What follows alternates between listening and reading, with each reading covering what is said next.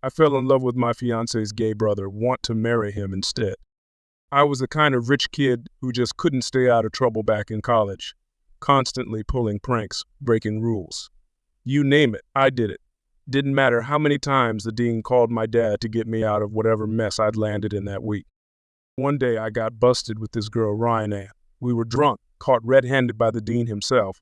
I figured it was just another slap on the wrist, but boy was I wrong. Dad stormed in, fuming. That's it. I've had enough of your transgressions. Who do you think you are? I smirked. Relax, it was just a foolish prank. They can't really expel me, can they? His face turned beet red. You're linked to so many violations, I wouldn't put it past them. Weed in your dorm, alcohol. When will you learn? This time, you're going to military school. A stomach drop. And military school. Come on, Dad, you can't be serious. But he was dead serious. I could see it in his cold, businesslike stare. Unless you do something for me, then I'll make this go away. Beat two, so there I was, a week later back home for the holidays. Time to pay the piper on whatever shady deal my father cooked up to keep me in college. Dad managed to get me off with just a week's suspension that time. But over holiday break, I knew he'd cash in that favor he demanded for keeping me in college and out of military school. I straightened my tie in the mirror, bracing myself. Whatever scheme Dad had cooked up, it wouldn't be good. Dabbing on some cologne, I headed downstairs. That's when I first saw her, this slim blonde number, back turned towards me. Her polished laughter grated on my ears.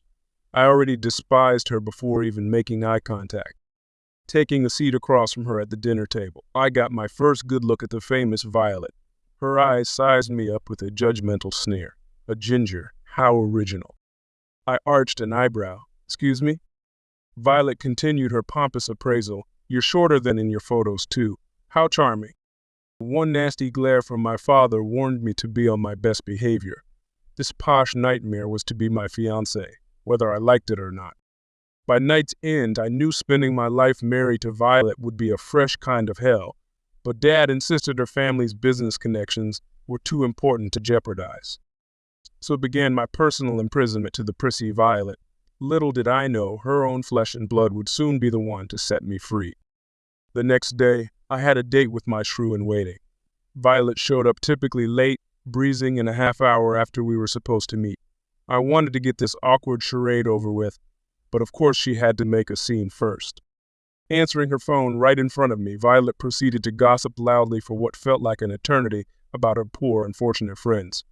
I watched in silence, already picturing this banshee as my ball and chain for life. Dear God, was this to be my eternal fate? Well, she finally snapped the phone shut. Where's my gift? You're supposed to be courting me, aren't you? I blinked dumbly. Your gift? Violet rolled her eyes in exasperation. And I'm stuck with this for the rest of my life. Glaring daggers, I deadpanned. Believe me, the feeling is mutual. If looks could kill, her piercing, icy stare would have dropped me on the spot. This rancid date marked just the first of many personal hells to come, thanks to my father's greed. But in the midst of such misery, I never could have predicted the one who would soon save me. Violet's own twin brother, Lou. The very person who once made a sanctuary out of the back halls of boarding school. With each forced date and outing, my revulsion toward Violet only grew stronger. Her condescending attitude, her mistreatment of servers and staff, her constant vapid chatter, it all made me ill. I longed for any escape from this waking nightmare my father had trapped me in, until one fateful trip offered me a shocking glimpse of salvation. Violet needed a new accessory to tag along on some vapid cousin's trip. Having stayed ahead in my coursework, I got voluntold to join. Maybe getting drunk the whole time would make tolerating her tolerable, I figured. We piled into the town car, Violet holding court up front as usual. Just as the driver went to peel out, a voice hollered, "Wait." I turned towards the shout and felt my breath catch in my throat. There he was, sprinting up in a hoodie, Lewis, Violet's twin, in my secret boarding school fling years ago. As he ripped that hoodie off, our eyes locked and the memories came flooding back. Heated moments stolen in janitor's closets. Reckless nights spent tangled nude together. The thrill of our forbidden fire rekindled in an instant. Lewis slid in beside me, so agonizingly close. I shifted in my seat, every muscle tensed. No matter how hard I tried to avert my eyes, his presence burned brighter than the sun. This was the man I'd never stopped loving despite the years apart. And now he was here, merely inches away, hired arm candy for his own sister's sham of an engagement trip. The tension was suffocating during that car ride. Every stolen glance at Lewis sent shockwaves through my body, memories of our scorching nights together assaulting me. His nearness was intoxicating, overwhelming. I couldn't breathe. Finally arriving at the hotel offered no relief. Of course, Violet demanded we carry her mountain of luggage. As Lewis and I wrestled with the bags, he muttered under his breath, "Why'd you fire Tristan this time?" "Because he was 5 minutes late to my photo shoot," Violet snapped. "Wouldn't want to actually be on time for once." I couldn't resist replying with a sarcastic mutter of my own. "Nah, that'd be too crazy." A deep chuckle rumbled from Lewis's throat as our eyes met again. We shared a knowing smirk, remembering all too well her dramatics. Unable to bear the smoldering tension, I begged off joining the others that night. But of course, a knock soon came at my door. "I think our bags got swapped," Lewis said simply, holding one up. My breath hitched as I opened the door wider, a towel, my only covering from the shower. "Oh, why, yeah, come in." Moving past me, our bodies brushed ever so slightly. The jolt of electricity was overwhelming, paralyzing. As our hands grazed trading bags, I flashed to us desperately clutching each other in darkened hallways and locker rooms. So Lewis cleared his throat. "How'd an engagement to my sister come about anyway?" "A long story," I stammered, struggling to form words with him so perilously close. Our eyes locked, tension thick enough to choke on. Lewis's burning stare pierced right through me as the obvious question hung in the air. "We have to talk about what happened at boarding school." My mouth went dry. "You left without a word. That's what happened." "I'm sorry, but don't you still feel—" His voice trailed off, pleading eyes roving over me. I swallowed hard, unconsciously gripping the towel tighter. It was for the best we ended it. Let's just be friends now. The disappointment on his face nearly broke me. But this chasm between us had been self-preservation. Ripping off that Band-Aid had gutted us both. Lewis nodded slowly. "You're right. Friends," he cracked a half smile, "so wanna hang out tonight? Maybe watch a bad movie, rag on Violet like old times." The lopsided grin, the raised eyebrow. He knew exactly which buttons to push all right. Chuckling despite myself, I replied, "Let me get dressed first, then you're on." Just like that, we were right back in that old familiar rhythm, poking fun at Violet's expense, quoting ridiculous lines from the cheesy flick, howling over inside jokes. It was as if no time had passed at all. By night's end, we were tangled up on the couch, bodies intertwined without a second thought. And when Lewis's lips brushed my neck, the dam finally burst. In a frenzy, we attacked each other's mouths, starved for the passion we'd blocked out for far too long. My towel went flying as his hands gripped my skin with white-knuckled desperation. Gasping for air, I rasped against his sweat-slicked neck. "What are we doing, Lil? This is insane." "Insane as living without you," he growled, crushing his lips back onto mine. We made love for what felt like endless hours, clawing and clutching at one another, like we'd never have this chance again. All the years apart evaporated. My heart was finally laid bare once more. In the aftermath of our frenzied reunion, Lewis and I lay tangled breathlessly. For those blissful moments, the outside world ceased to exist. No scheming families, no business mergers, no deception. Just us, bared souls intertwined as one. "I've missed you so damn much," he murmured, trailing kisses along my jawline. I shivered, pulling him tighter. "Then why did you leave me that night, without so much as a goodbye?" Regret flickered across his eyes. "You know how my father is, how they both are. If he'd found out about—" I know, we both did. Still, it didn't make that abandonment sting any less. Propping himself up, Lewis cupped my face tenderly. "But I'm never letting you go again. Rules, parents, screw it all. I don't care about anything except being with you." My heart soared hearing those words. Finally, a chance to shed the weight of living a lie, suffocating under others' expectations. Maybe, just maybe, we could find a way. So began our sordid double life, engaged man by day, passionate lovers by night. We stole every moment, every caress, every unguarded whisper like fugitives. Each heady encounter could have been our last. The closer the engagement event loomed, the more feverish our tryst became, desperate to sear our love into each other's very souls. When that day finally came, I dreaded watching Lewis's heart shatter as I proposed to his twin sister in front of the world. But the universe had other plans entirely. Because when I took that knee, Violet had nuclear revenge of her own to unleash. My heart pounded as I took that knee in front of the whole engagement party. Violet's cloyingly fake smile twisted with anticipation, awaiting the choreographed words my father's publicist had scripted. I locked eyes with Lewis across the crowd. His jaw clenched. This would crush him, I knew. But we had no choice. Our families demanded this sham. Clearing my throat, I launched into the saccharine spiel. My dearest Violet, from the moment I met you, I knew you were the one. You're so beautiful, so down to earth. You make me want to be a better man. Lewis's face remained excruciatingly stoic as I went on. I want nothing more than to spend my life making you happy. Swallowing hard, I finally asked, will you marry me? The roar of cheers and applause surrounding us turned to stunned silence as Violet laughed. A harsh, cutting cackle that sent ice through my veins. Absolutely not, she boomed over the gasps. Whipping around, she snarled at Lewis with venom in her eyes. He's been sleeping with you this whole time. Why would I ever marry this lying snake? You could have heard a pin drop as the gathered press began losing their minds. Chaos erupted in flashing bulbs and a frenzy of shouted questions. I don't even remember getting to my feet, the room spinning, locked in Violet's death glare. I saw the pure, malicious glee contorting her features.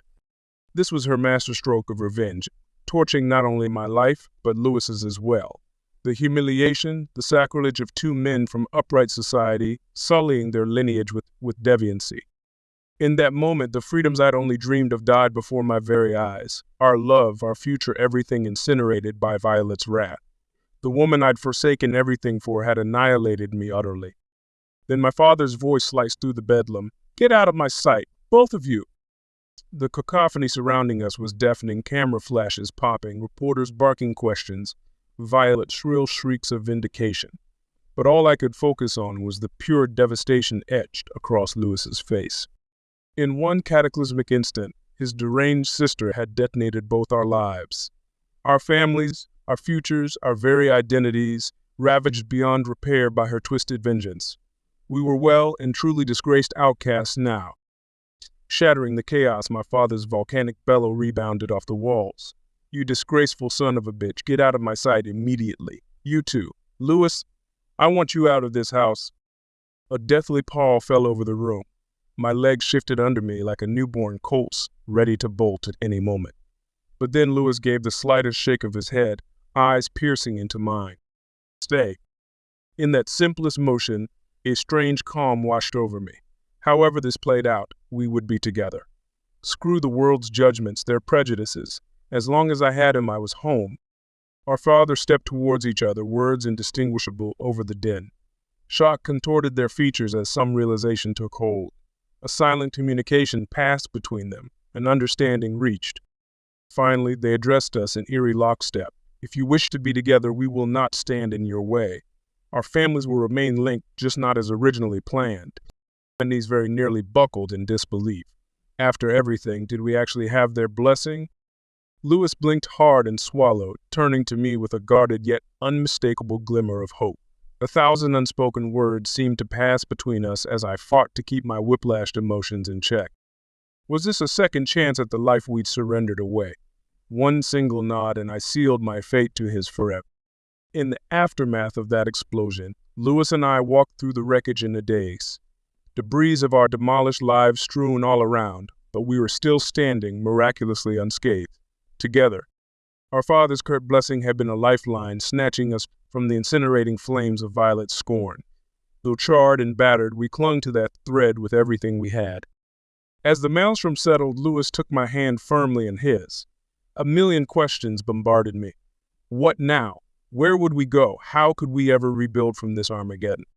But he simply gave my fingers a reassuring squeeze and smiled that proud, crooked grin I fell for all those years ago. So how about that real first date then? A bark of giddy laughter escaped me before I could stop it.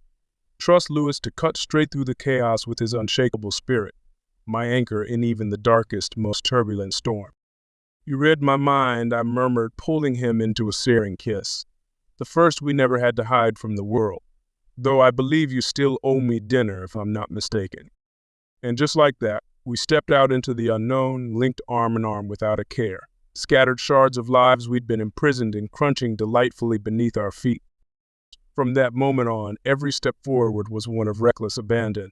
We pursued degrees across long distances, made passionate reunions a priority over society life, shameless in our devotion with no more facades to cling to. Father's emerge business became our bastion after graduation.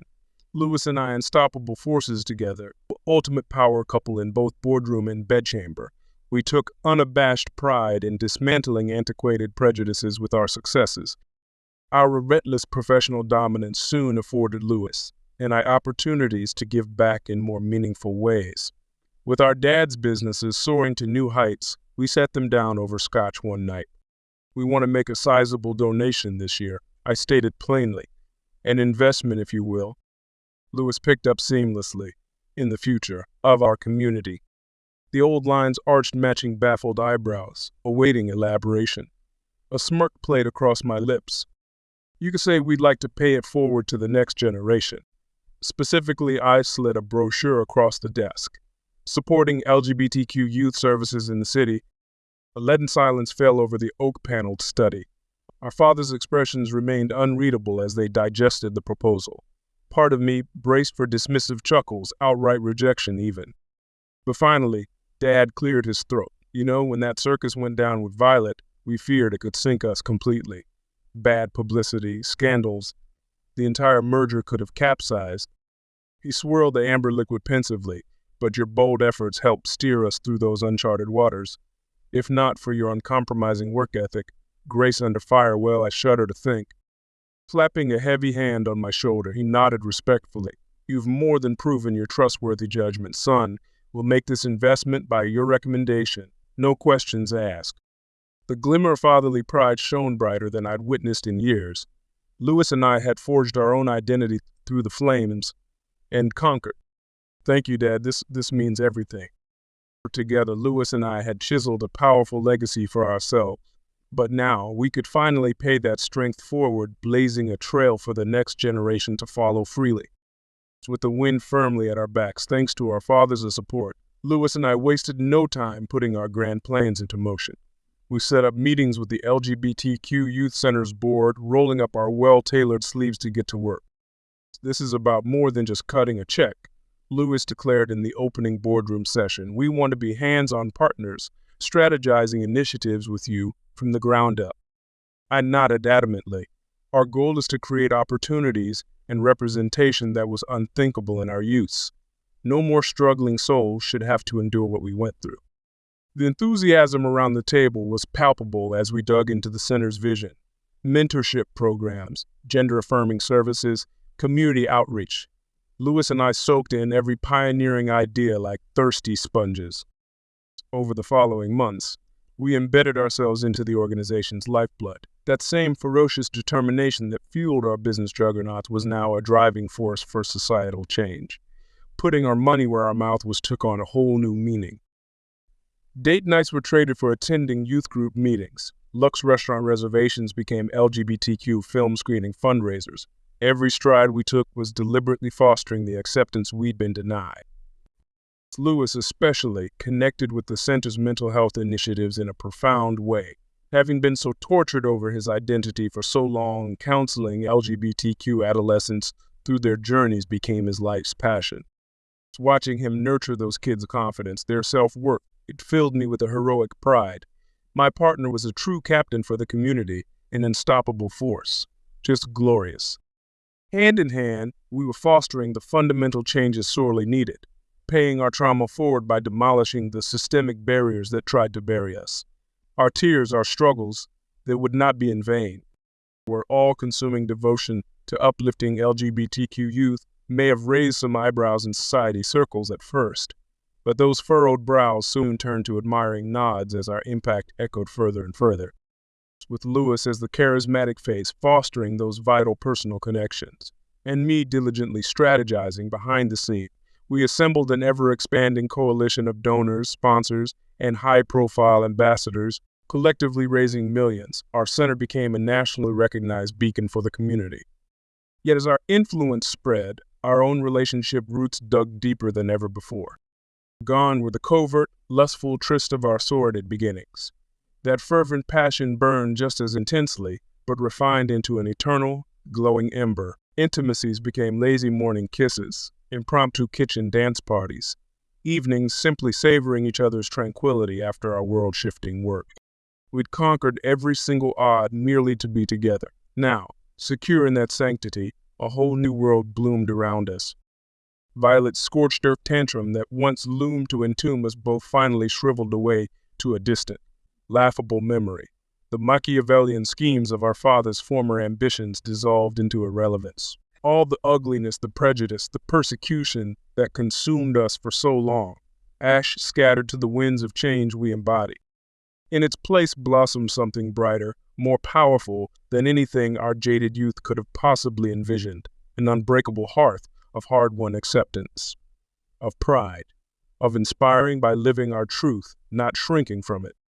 On our toughest nights, I gaze upon the peaceful rise and fall of Lewis's bare chest, marveling at the serene man he'd become, tracing the constellations of faded scars pocked across his soul, reminders of how desperately we'd scrambled just to savor these most simple intimacies. No more, we'd shattered the shackles, scorched the scales from our eyes. The brilliant future was finally undeniably ours. Those shimmering moments of tranquility, Lewis and I basked in, were hard-earned gems. Amidst our whirlwind life's work, for even after dismantling so much prejudice, our crusade raged ardently on.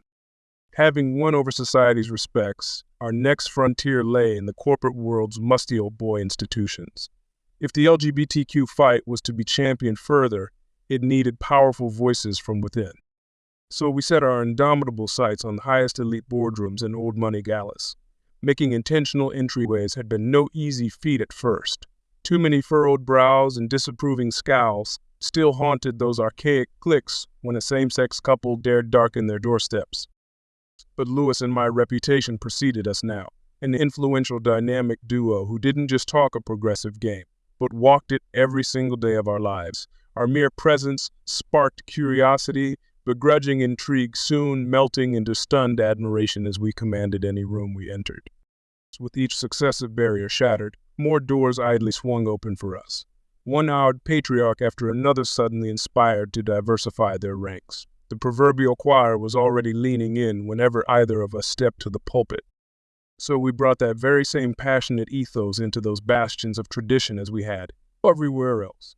No more hollow optics or ingracious smiles. We upended expectations in board meetings with daring new perspectives. We called out the ways things had always been done as inexcusable complacencies poisoning progress.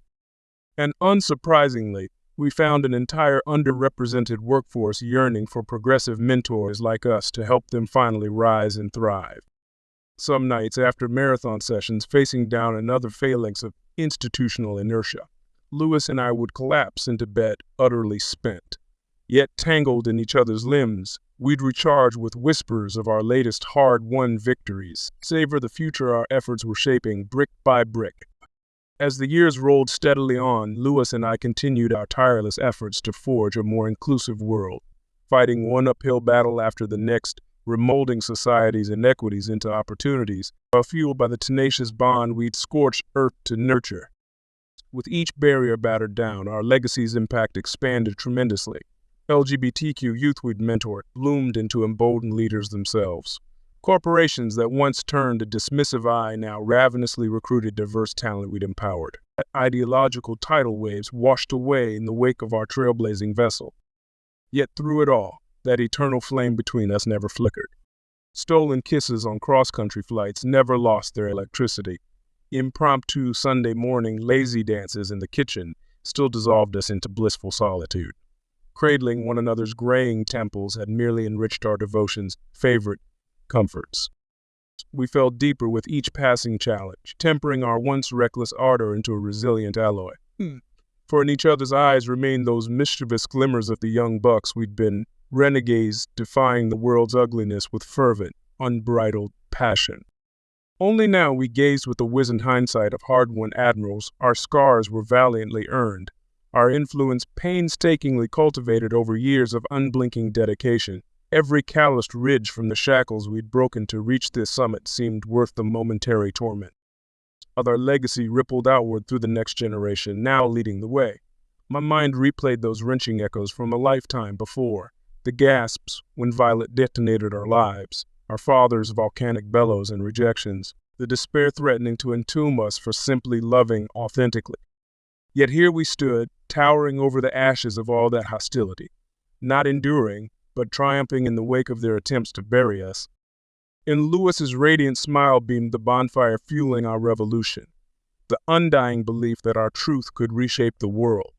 And in our tangled fingers, I felt the eternal spark we'd risked everything to safeguard finally emerged as a blinding supernova. "Welcome to the dawn of our world now," I smirked, pulling him close.